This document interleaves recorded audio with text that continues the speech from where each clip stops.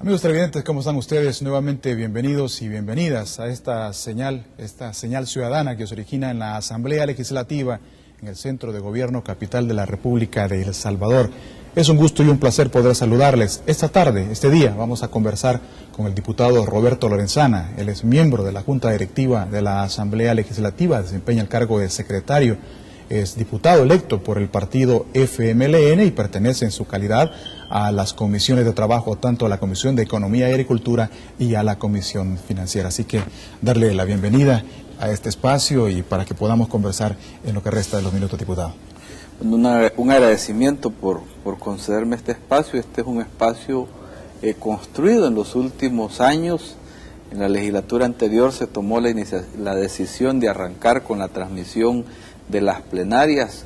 Hoy prácticamente ya tenemos un canal que seguramente se seguirá desarrollando. Ya se transmiten los debates en las comisiones de trabajo y estas entrevistas que espero que sean lo suficientemente ilustrativas para que el pueblo salvadoreño pueda conocer lo que se hace en la Asamblea Legislativa.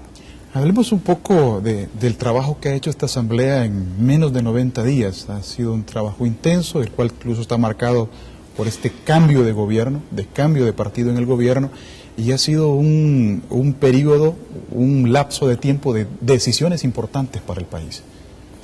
Bueno, efectivamente estamos en una transición integral porque se da el cambio de legislatura, se da el cambio de gobiernos municipales y se da el cambio de gobierno central.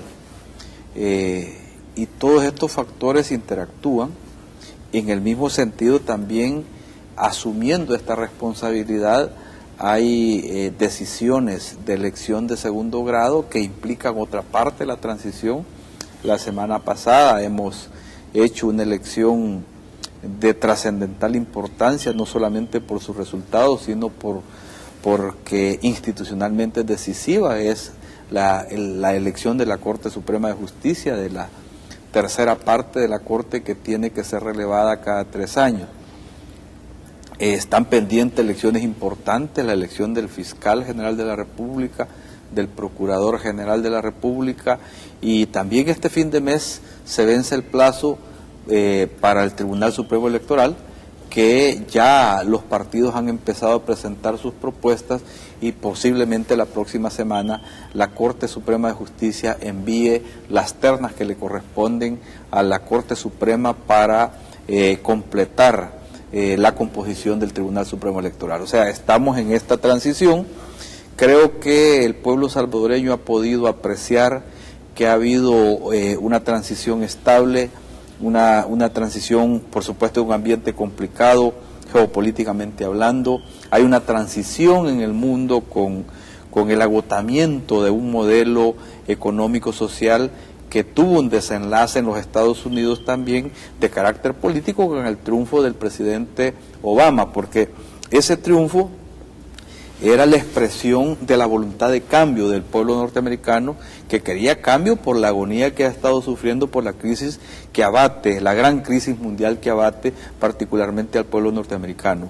Y en el mismo sentido también esta transición se expresa en El Salvador en la voluntad de cambio del pueblo salvadoreño, que se expresó el 15 de marzo cuando también termina 2 décadas de gobierno del Partido Arena y asume por primera vez en la historia el partido FMLN, un partido de izquierda que nunca había gobernado El Salvador. Entonces es una transición con todas esas características. Hay que recordar también que el FMLN es un partido que viene de la lucha armada y creo que es el único partido en América Latina que, proviniendo de la lucha armada, gana las elecciones, llega al poder por la vía electoral. Entonces es una transición que tiene esos componentes y por supuesto lo hace más complejo, pero podemos sentirnos satisfechos. Aún con la crisis regional que se creó en estos días con el golpe de Estado en Honduras, que no termina por supuesto, pero y de alguna manera irradia una influencia en toda la región centroamericana, podemos decir que la estabilidad política en el país se mantiene. Diputado, ¿cómo contribuye la Asamblea Legislativa en este periodo de transición a generar certidumbre entre los ciudadanos y las ciudadanas, sobre todo considerando que las decisiones que ha adoptado son muy importantes en materia fiscal, en aspectos presupuestarios, en elecciones de segundo grado, en la misma situación de ir dibujando un poco la situación misma de la gobernabilidad del país, en implicar decisiones con 84 votos. ¿Cómo ha ayudado la Asamblea en este periodo de transición? Fíjese que la Asamblea Legislativa ha aportado de manera significativa en esta transición. La transición, voy a esquematizarlo, tiene tres grandes momentos. Una transición que se inicia desde la campaña electoral. Otra fase de la transición que es entre el día de la elección y el día de la toma de posesión del presidente, en este caso, que es, digamos, el funcionario más importante de toda la elección de las que hemos tenido. Y la otra fase de la transición es la que transcurre después de la toma de posesión de los órganos del Estado. La Asamblea empieza a dar pasos en materia de transición desde el año pasado.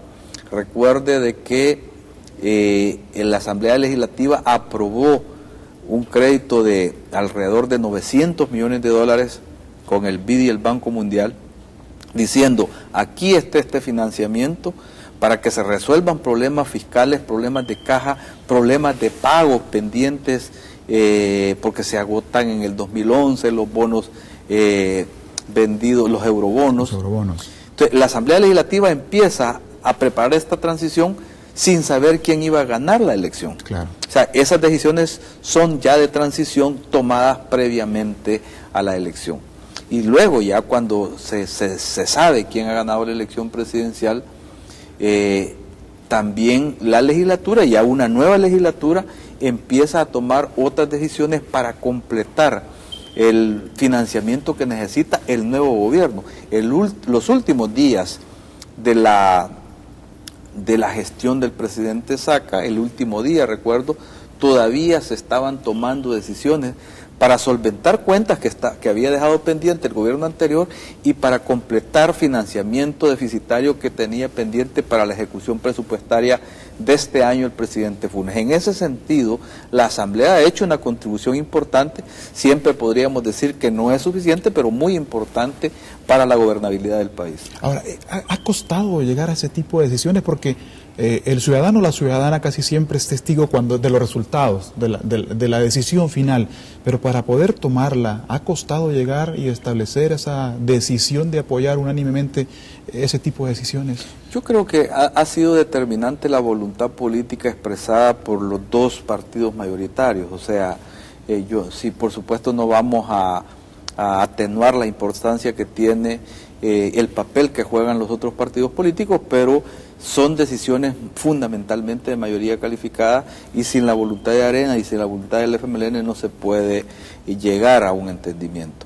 Entonces creo que la voluntad política de las dirigencias, que de alguna manera también refleja un nivel de madurez en la que el país debe ponerse por encima del interés partidario, es lo que ha venido contribuyendo a que haya este desenlace. Es cierto que en otros temas hemos tenido retrasos, como esto de la Corte, pero creo que el resultado final, que ha sido aplaudido por toda la ciudadanía, refleja de alguna manera de que la voluntad de hacer bien las cosas ha estado a la orden del día, ¿no? Yo me quería referir a este punto de la elección de los magistrados de la Corte Suprema de Justicia porque tuvo variables que en otro momento de la historia del país no lo ha tenido. La misma situación de la autopostulación de los concejales miembros del Consejo de la Judicatura, la decisión de acoger un amparo de la Corte Suprema de Justicia. Todas estas variables, ¿cómo fueron implicando a que al final los partidos políticos lograran obtener una decisión que obviamente hay algunos sectores que cuestionan porque el escenario posiblemente no fue de la negociación, la misma Asamblea Legislativa, pero la misma situación permite ver el esfuerzo de dos órganos fundamentales integrando el tercer órgano, que es una decisión quizás histórica? Yo creo que esto viene a confirmar de que los tiempos políticos no siempre coinciden con los tiempos calendarios. Las fechas están establecidas en el calendario para el momento en que deben de ser relevados los funcionarios, Pero para que eso se dé, se necesita una maduración de condiciones políticas. Si no hay esa maduración de condiciones políticas,